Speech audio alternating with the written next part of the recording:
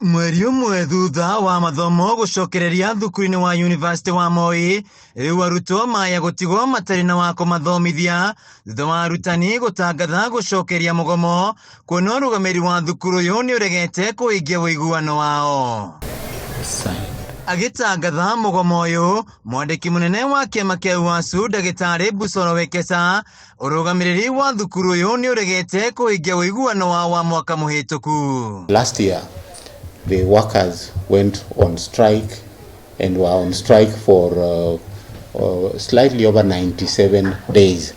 The grievances that led to that strike included, among many other things, the failure of the university to pay workers on time.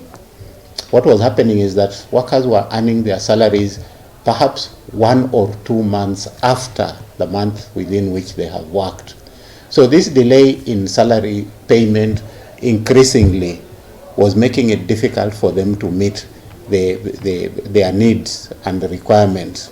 Wekesa ugite ona thengia wao kwaga kwenda guthie mugomo na kurugamia mathomo kuri arutwo matire na njira ingi ya kuri ihoto ciao o tiga kuigamira thi.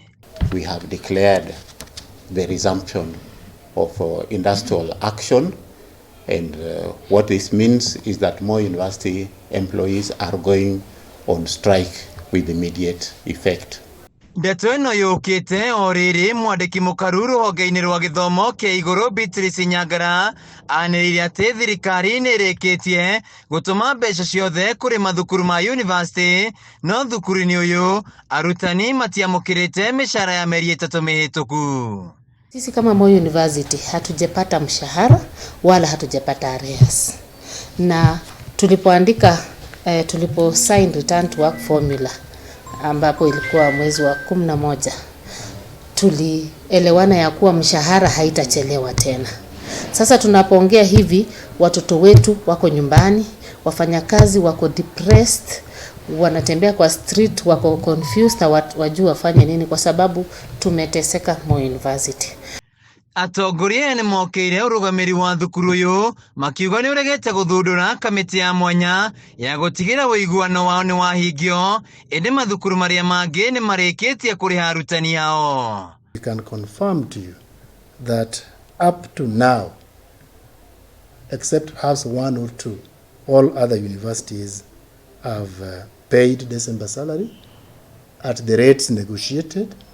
They have also defrayed arrears in respect of the 3 months, December, October, November, and December. Therefore, we have no basis as we speak now to begin to imagine that Moi University has not received its share. Why would it not receive when all others are receiving? Mugomo wa mwaka mũhĩtũku woire mĩeri 3 arutani aya mangĩgacokeria kĩrathi, rĩu makiuga matigũcoka o nginya ũiguano wao hingio. Handũ-inĩ ha Kameme TV, njĩtagwo Wĩnĩina wa Kĩari.